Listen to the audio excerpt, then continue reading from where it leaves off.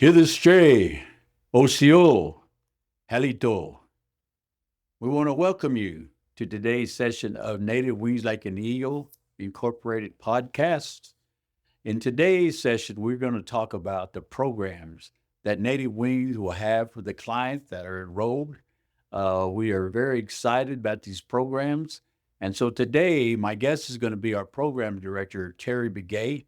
She's of the Cherokee, Omaha, and Ponca tribes, and she's developing these programs as we go forward. So we really believe that today's session is going to be very informative for those of you who are watching. So stay with us as we get into the programs of Native Wings Like an Eagle Incorporated.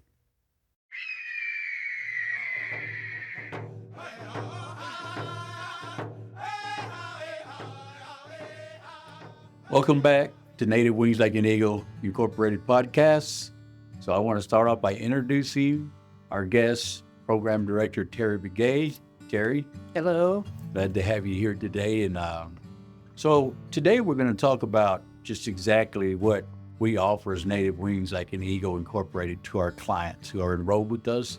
And being that you're the program director, you're the one that has been building up the programs to present to our clients, which I know are going to be great reintegration tools.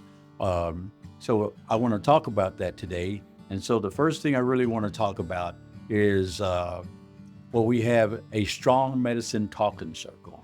So the strong medicine talking circle has been going for about a month now. Yes. And we've had great discussions. We've had very, very strong interaction in those talking circles. And they include all of our clients that come from the different transitional housings. So kind of give us a history of how we started off and with this strong medicine talking circle.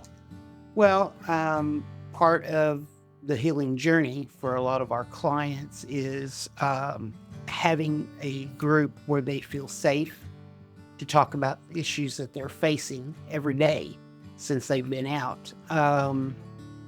And we know that talking about these issues and talking about emotions that they're going through helps them heal. And it also lets them know that together they're not alone. They're not facing these issues. They're not the only one. There are others that are doing the same thing. And so that helps them gain more courage to move forward, because they know that they're not alone and they have someone there that's experiencing something similar, so they can kind of help each other along the way. And so talking about these things is very healing. The spoken word is very powerful, not only in our minds, but also in our souls. And so this helps them heal and get some things out and get some new perspective. A lot of the talking circle is based upon these talking points, but it also helps them change their perspective on how they look at things, because how they dealt with things when they were inside, those tools don't work out here in the real world. Now they have to find new tools in order to get past these issues and reintegrate successfully. And so a lot of them have never been shown how to use these tools or where to find them. And here in the talking circle, we're able to do that and show them how to use those tools and give those to them so they can put that in their toolbox so they can function out here a little smoother than they would if they didn't have that kind of help. They'd be struggling with those issues. Now, one of the things that I always want to emphasize when it comes to Native Wings Like an Eagle is that we're not a re-entry service. We are a reintegration service. And I believe it's important for people to know the difference.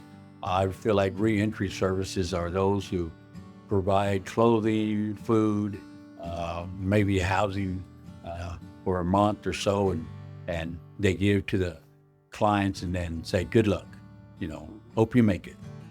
Reintegration is we take them in and we work with them.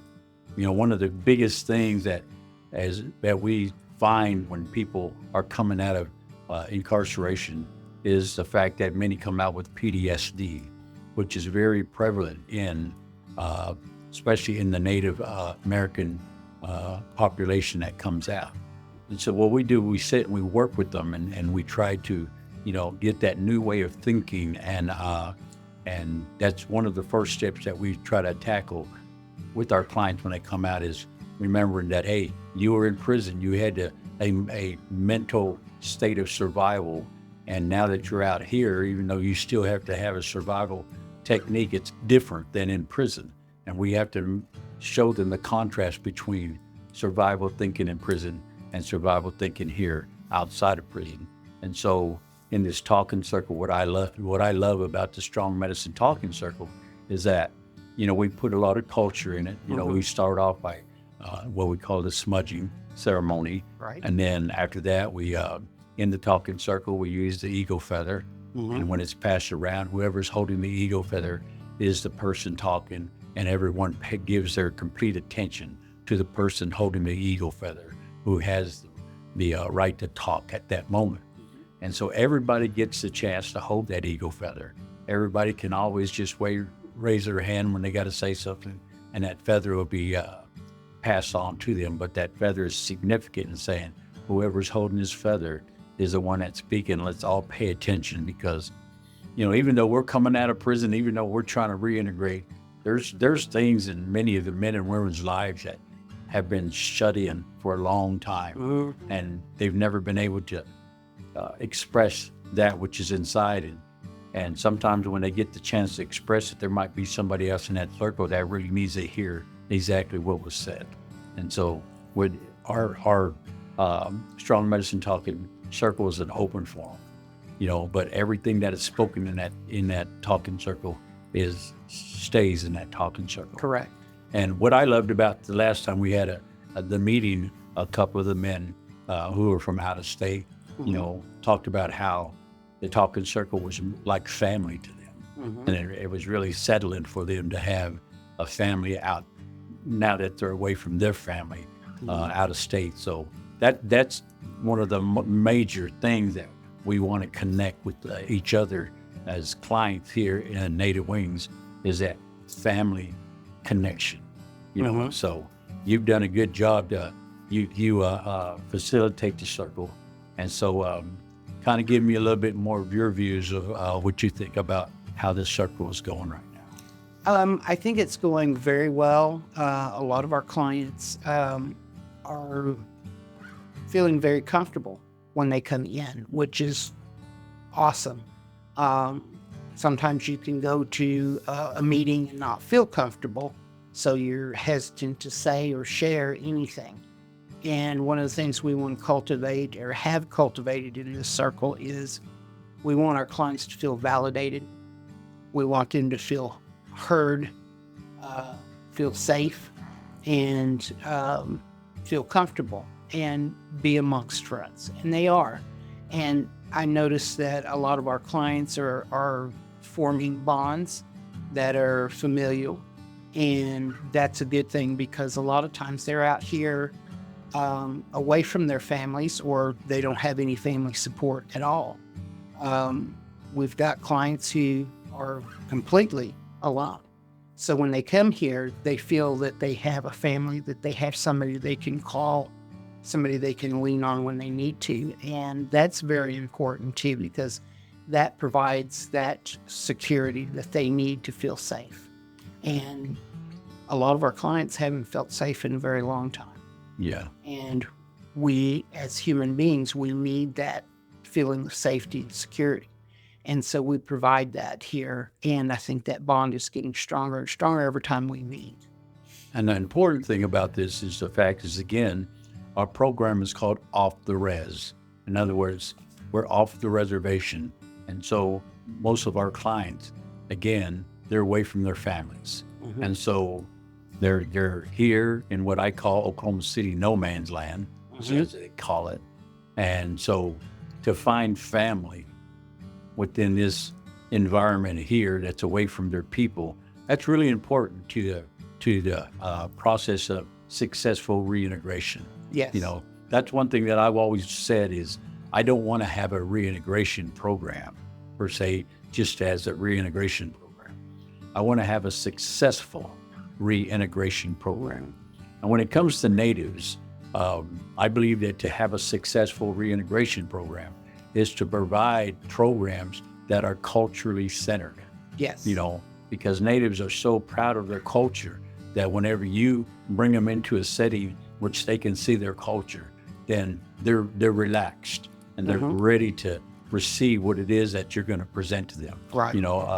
I think in the last meeting we had one of them say, I'm just so thankful to be here in a circle of natives, that I can sit and I feel relaxed and I feel like, I can learn and eventually contribute to this circle. And so that was really a blessing to hear that. The last meeting that we had, what was the central theme of that circle? Do you remember? This last meeting? Yes. We were talking about, because it's close to the holidays, we were talking about triggers, things that would bring up unpleasant feelings and memories, things like that. And they carry that with them. A lot of times it's guilt, it's shame, it's anger, it's, feeling lost. These all come about during the holidays, especially because the holidays all about be with family, the good memories and all that, A lot of these people don't have that. So they carry a lot of these memories around, and this triggers at this time of year. And during this time of year, I found over the many years I've done this, I end up losing maybe a fourth of a group right around the holidays because they either relapse, commit suicide, catch a charge, go back to prison, and they just fall back into that hole because those feelings overwhelm them and they didn't have the tools to deal with it or cope with it. And so what I wanted to give them was a tool that they could use right then. When those feelings pop up and start overwhelming them, I wanted them to remember a memory that brought them joy, that made them feel good, that they don't normally feel that, but they can reflect on that memory and get that feeling, that feel-good feeling. Pull that up and hang on to it like a blanket to overcome those negative feelings that are starting to wash over them. And that generally will get them through that dark moment and keep them from relapsing or making a bad decision. And I noticed I was able to get a lot of them to pull up a good memory because I would watch them and see them slip back into that memory, the smiles coming over their face. It would reach their eyes and you could just see it. And by the time we ended, everybody was remembering those feelings and carrying that throughout the rest of the meeting. And they were laughing and having a good time and very relaxed. So I think I gave them a tool that they could use, quickly if they need to.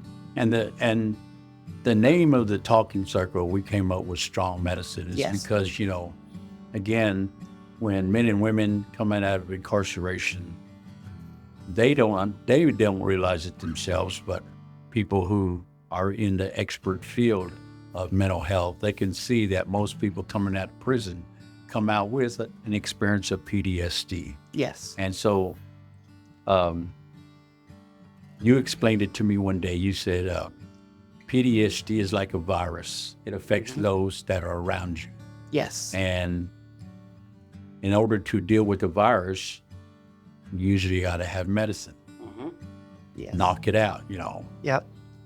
But with PTSD, it's such a gets a grip on you. Yeah. That, it's just not medicine, but it has to be strong medicine. And the strong medicine that we talk about when we have in our inner circle is basically, a lot of the answers that we need are entrapped inside of us. Correct. But if we don't get the opportunity to speak it out, we'll never find the answers. Right. Or hear the answers from those who are in the circle. So I just really feel like that was the appropriate title for Talking Circle, was Strong Medicine, because it takes strong medicine to deal with a virus like PTSD. Yes. And so I was so grateful for that. Now, our meetings on the Strong Medicine Circle occur when? What are our reading dates? It's every other Thursday. So we had one last week. I don't remember the date. Let's see. Today is today is the what? The 11th. Today's 11th.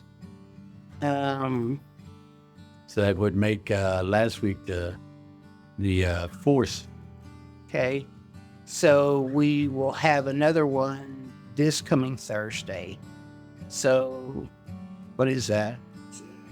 11th and 7th be 18th. Yeah, be the 18th. Yeah. Yeah.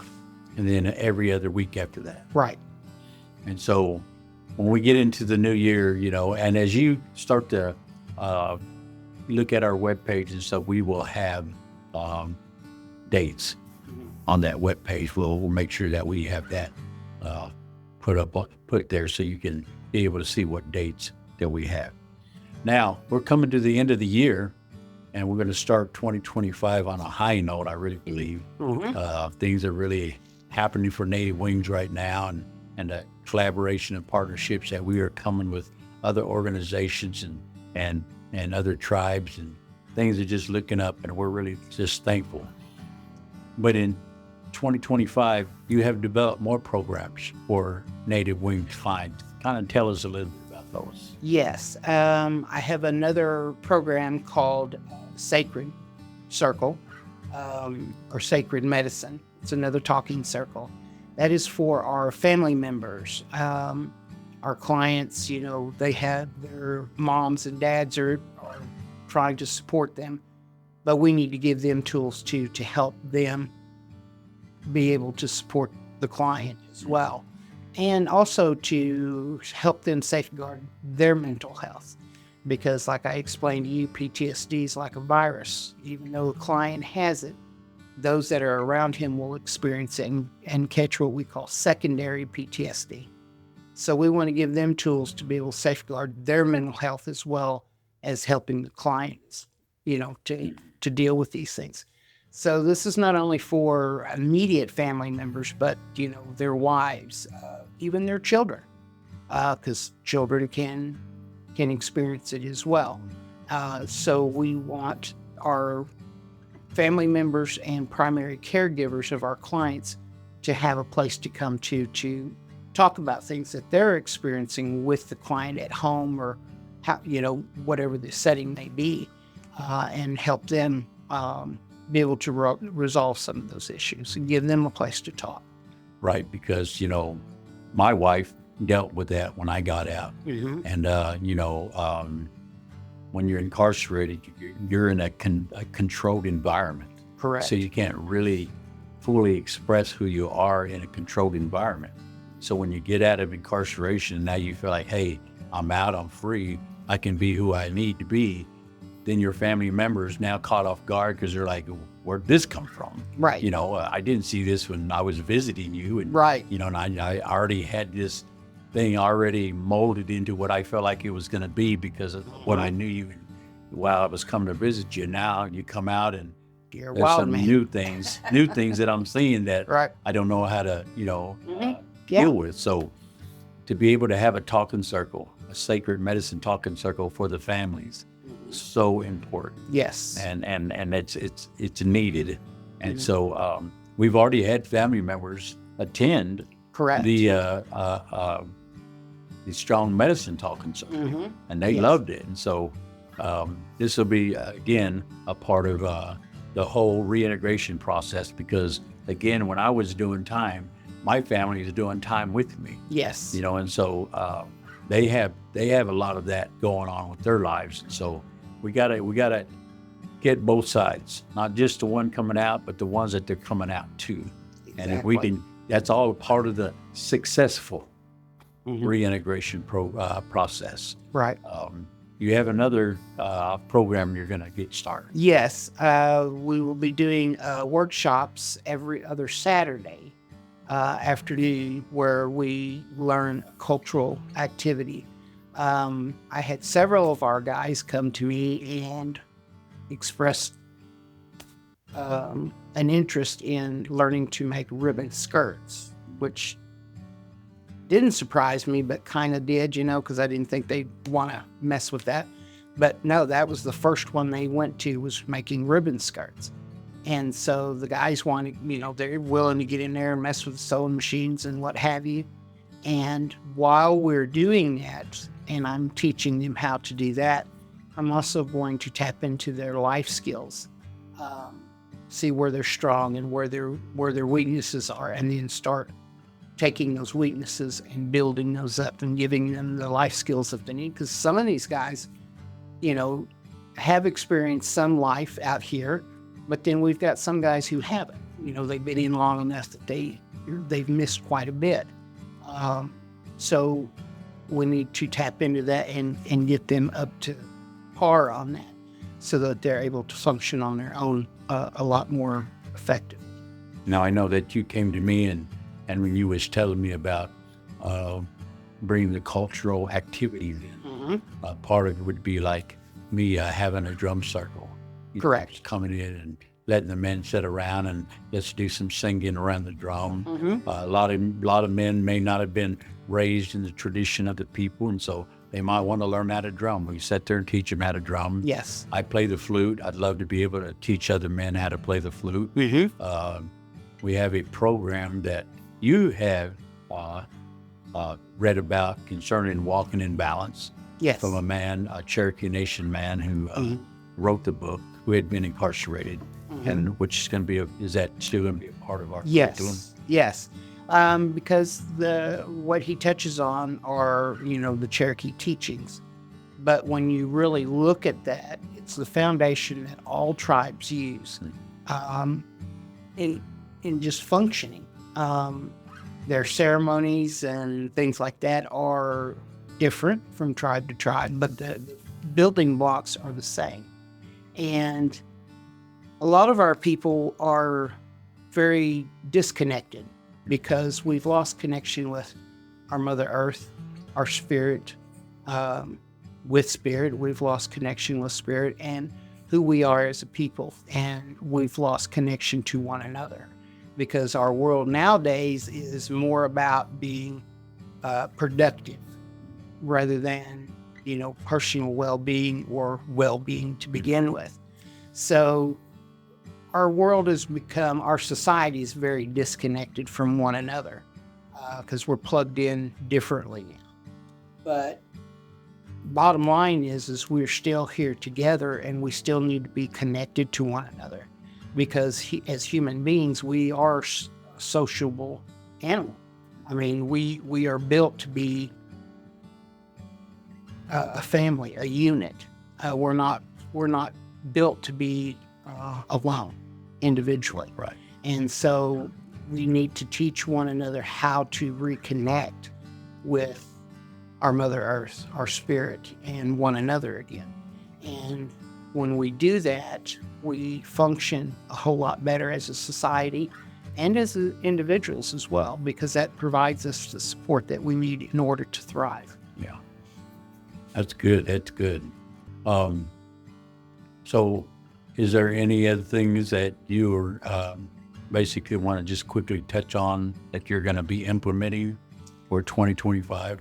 Well, what I would like to do is get into several different aspects of the cultural activities, but mostly our group and then individual building blocks of those groups, like financial literacy. I'd like to take my program that I've designed to get them in so they understand, because that's something no one has ever talked to us about, is financial literacy, how to handle finances, because quite frankly, we didn't have to worry about those things. We had everything we needed. We were not a materialistic society, but now our society is very materialistic. So now we need to learn how to handle our money, what money is for, and how to, make it work for us as well.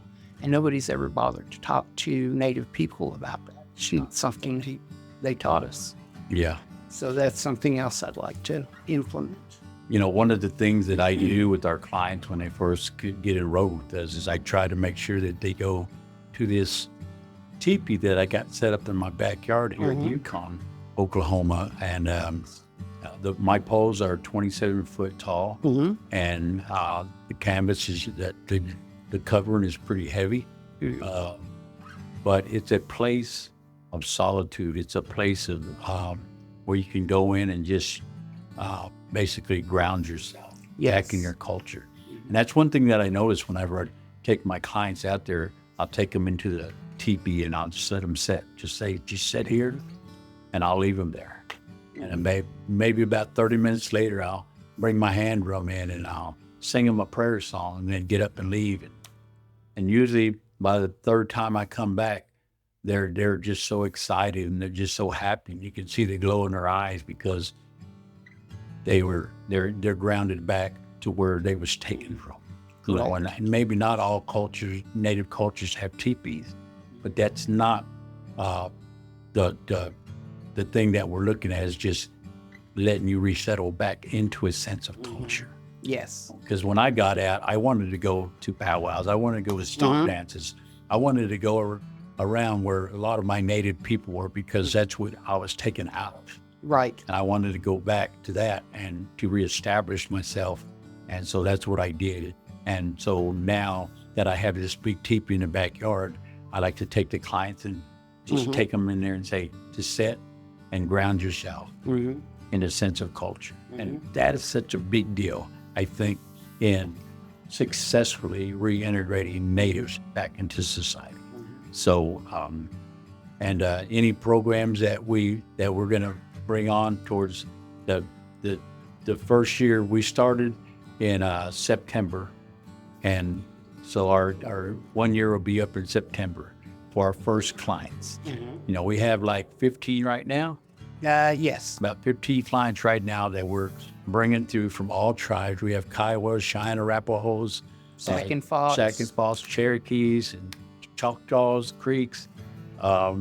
We have Cattles. We have different tribal nation members within this program.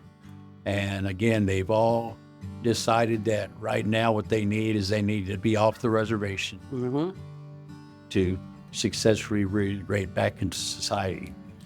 And I'm glad that we have the tribes that are very, very supportive of us and what we're doing.